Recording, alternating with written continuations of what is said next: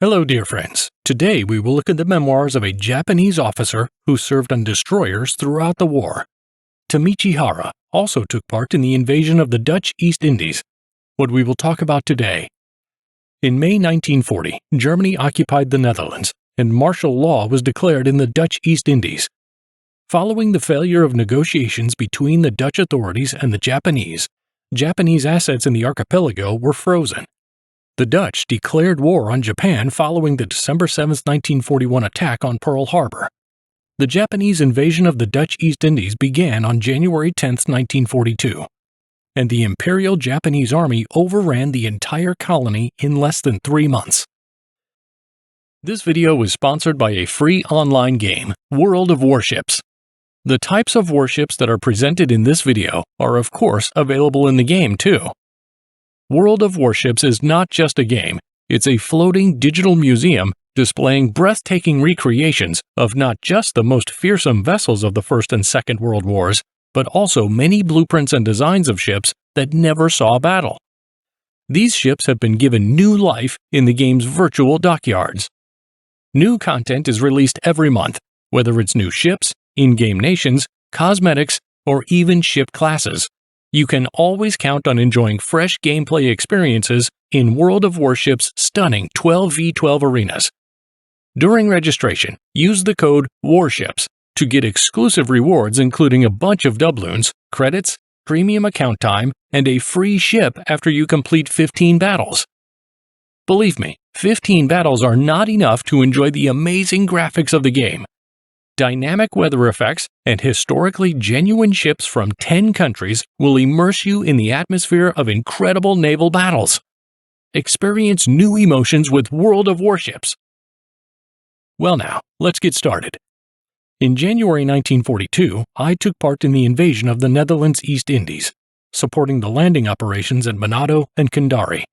In both landings there was little opposition from the local garrisons, but the poor quality of our air support was an ill omen for the future. The Japanese Navy did not have enough planes to cover our landings, and the few planes we saw were manned by second-rate flyers.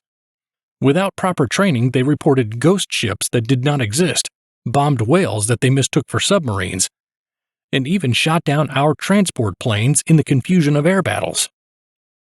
My own experience in hunting submarines had been no more satisfying. On the night of January 31st, while escorting transports to a landing at Bill Bay on Ambon Island, I caught a submarine on the surface with my searchlight. We failed to hit with 3 salvos, and it got away. Regretfully, I signaled our failure to the other ships, warning that the enemy had probably escaped unscathed and might come back. I sweated out the next 2 hours. The enemy sub might choose our slow troop-laden transports as easy targets.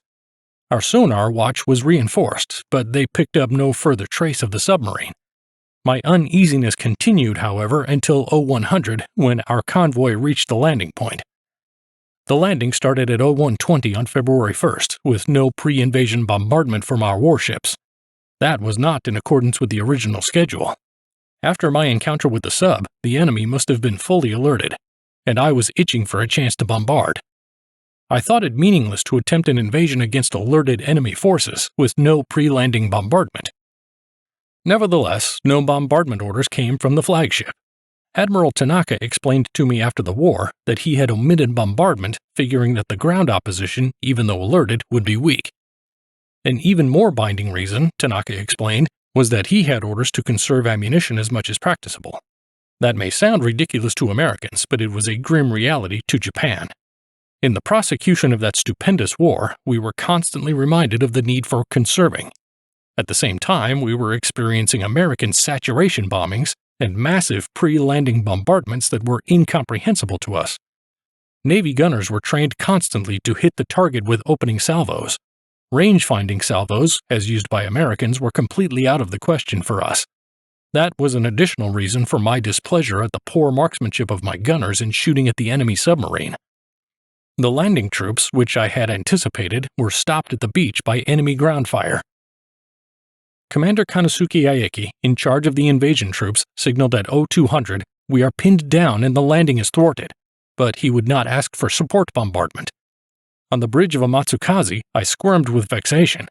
The situation was disgusting in every respect. At 0320, the landing troops finally signaled that the beachhead was secured, but there was more trouble ahead. At 0500, they radioed, "Enemy fortress guns cover our flanks." Word came at noon by radio that Commander Aeki had been killed in action. It was ridiculous. Why did he have to die like that? A preliminary bombardment and continued shipboard fire support would have spared his life and many others. Stupid. Stupid. That sad news was followed shortly by orders from Vice Admiral Raizo Tanaka. All escort vessels closed beach to pick up casualties. Amatsukaze loaded 30 dead and 90 wounded. Meanwhile, the ground fighting was stalemated. We could not shoot now because of the confined ground situation. Japanese float planes from tender chateaus finally appeared early the following day and attacked the enemy's fortified positions. Still, there were no fighters or bombers from carriers Hiryu or Soryu. I simply could not understand why aerial cooperation was so inadequate. The seaplanes, coming in 6 at a time, were manned by brilliant flyers. They attacked enemy gun positions with telling effect. At one time, they tangled with 5 enemy bombers, apparently from the Dutch East Indies, and shot down 2 of them. No Japanese planes were lost. The Dutch-Australian garrison surrendered in the first evening of the invasion, February 1, 1942. 200 garrison troops were taken prisoner. They told us that some 70 mines were laid at the main harbor on the southern side of Ambon Island. Our minesweepers spent a week on the hair-raising job of sweeping the narrow harbor. 3 of them were hit by mines and sank with their crews. 2 days after the surrender, a transport moored near the mouth of the minefield harbor signaled, "Ship under torpedo attack from seaward." And indeed it was. Fortunately, none of the torpedoes found targets, but the alert sent me into action immediately. I figured that these torpedoes must have come from the very same submarine that had fooled me 3 days earlier. I was grimly determined to find and sink it. For 5 hours, sleek Amatsukaze chugged about at a snail-like 11 knots. Our insensitive sonar gear would not function effectively if the ship moved any faster. An aggressive submarine could make an easy mark of such a slow target, even though it was a destroyer armed with deadly anti-submarine weapons. I thought of destroyer Sagiri sunk by a submarine torpedo near Borneo in December. When a destroyer is patrolling, concentrating on spotting an enemy, it is fully on guard. If any sub was attracted by Amatsukaze, snailing at this tempting speed, I felt ready for it. But we picked up no trace of the submarine. As the slow hours stretched into 5, the situation developed into a war of nerves. At 21:34, a sonar man shouted exultantly, "Submarine, distant 2,400 meters, bearing 10 degrees to port." I ordered, "Everybody to combat station, prepare depth charges, 8 charges, set for depth of 50 meters."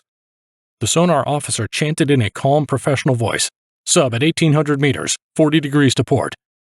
The sub now at 1,300 meters, 50 degrees to the left. It seems to be swerving to the left." Amatsukaze's course was adjusted to the new bearings. At 21:53, the sonar officer shrieked in dismay, "Lost track of the sub!" Strangely calm at this news, I immediately judged that the sub had slipped into a blind angle. It and Amatsukaze must be cruising on an identical course. Japanese sonar in those early days operated on the principle of sending out sound waves and calculating an object's distance by checking the rebounding waves. These devices were not sensitive enough to pick up a sub's engine noises directly. My head was filled with calculations of bearings, angles, and distance. The answer came almost reflexively. The sub is 180 degrees or dead ahead, moving at 9 knots, now 1,000 meters away, at a depth of about 30 meters. I ordered speed boosted to 21 knots. And looked at the second hand of my watch. I rapidly diagrammed the 2 ships' navigation curves. At 21:58, we released 8 depth charges when I believed the enemy sub was directly below. I put Amatsukaze about and turned back, poised for another series of a depth charge attack. The surface of the sea gave off a strong odor of diesel oil in the dark night. We could see nothing. The smell of oil grew stronger. We were well aware of skunk tactics used by submarines under attack. By releasing oil while submerged, they try to induce pursuers to believe they have been sunk. We searched the site diligently for 2 hours, but picked up no trace of our quarry. I wrote the sub off as sunk, but there was no exultation in me. 4 days passed, and there were no other reports of the sub. It was obvious that I had scored a kill. I realized grimly that there is little real cause for elation in warfare. I learned a great deal from the Ambon operation. On the 9th of February, I returned to Davao in escort of the transport Kirishima Maru. and carrying some of the wounded and dead who had fallen at Ambon. The voyage was uneventful. Peace and quiet was restored completely in Davao. Hostilities in the Philippines were now limited to Bataan Peninsula and Corregidor Island. Other scenes of war had moved far to the south. Davao had not seen an enemy plane in more than a month. Huge bundles of letters from home awaited us. There were also many packages and comfort kits sent by relatives and other friendly civilians in the homeland. On arriving at Davao, I enjoyed a long, leisurely bath for the first time in 20 days.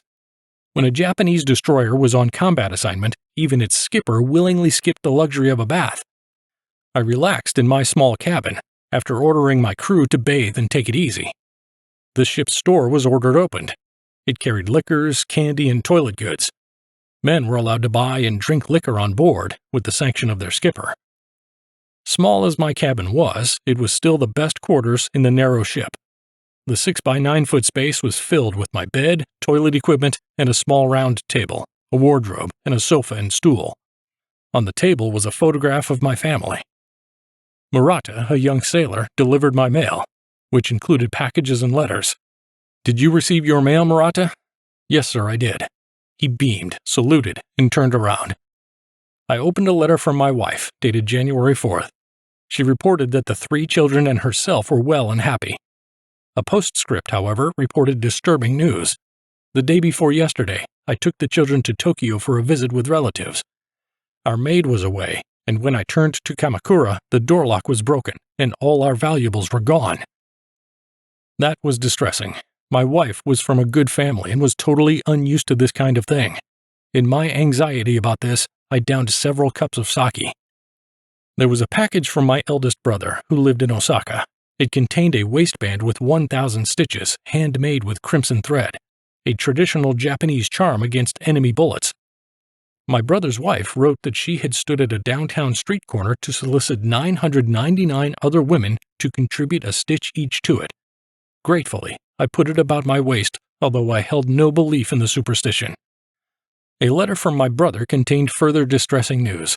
His eldest son, Shigeyoshi Hashimoto, 25, a machine gun officer in the 4th Army Division, had died in December of tuberculosis. This nephew had been my favorite. I closed my eyes and mumbled a prayer for him. Feeling depressed, I stopped opening the mail, had a few more drinks, and walked out onto the bridge. It was a lovely day. The harbor looked beautiful under the bright tropical sun. The duty officer sat gazing wistfully at the shore as I approached. He stood up and saluted, announced that I am authorizing shore leave tomorrow for all hands. They will be organized into 3 groups, and each will have 3 hours of liberty. The lieutenant's eyes lit up with excitement, and he immediately started to spread the good word. Not one man in my crew of 300 had been ashore during the past 50 days, so the announcement was received with great joy. I returned to the cabin and opened another letter. It was from Kiri, but the sender's name on the back of the envelope was unknown to me. The letter read, "I am Hinagiku, one of the geisha girls, who served in the party before your departure to the war." I groaned. I, the father of 3 children, certainly had not anticipated a love letter from a geisha girl. The letter was filled with prosaic good wishes, which ended on a decidedly sour note. "The landlady of the restaurant has reminded me that you forgot to settle the account before your sudden departure. We should be happy if you will pay the attached bill at your convenience." This certainly put me to shame. I was disgusted to realize that at my age I could be so shiftless. I had a sudden desire to get drunk and downed another bottle of sake. The last package was from Hiroshima, and I knew by the childish handwriting of its sender that it was a comfort kit. Japanese school children made these little gift packages on their own and sent them with a note to some unknown serviceman at the front. My package yielded a set of picture postcards showing the famed Hiroshima landscape, and a sketch by the sender, a bunch of envelopes, and a letter pad. An accompanying note read, "I am a 9-year-old schoolgirl in Hiroshima. All of us school children here are studying hard. We sincerely pray you will fight hard for the sake of our nation." This was the only really heartening letter of the day. I stopped drinking and began writing replies. First to the unknown Hiroshima girl. "My dear young lady, thank you very much for your very kind comfort kit. I am the commanding officer of a destroyer. I am grateful and happy to receive your sincere good wishes." The following day, I went ashore with the first of my crew headed for their 3-hour liberty. It was good to see that the streets of Davao had not been damaged. They were crowded with crews from other warships anchored in the harbor. Housewives of Japanese residents in the city had set up refreshment stands with signs reading, "Please help yourself to coffee and tea, served free by your fellow countrymen." Filipinos were also walking the streets peacefully. The girls with their elaborate hairdos and bright ribbons, and the men with brilliantly pomaded hair presented a gay picture. It was surprising for me to note, however, that most of them were barefoot.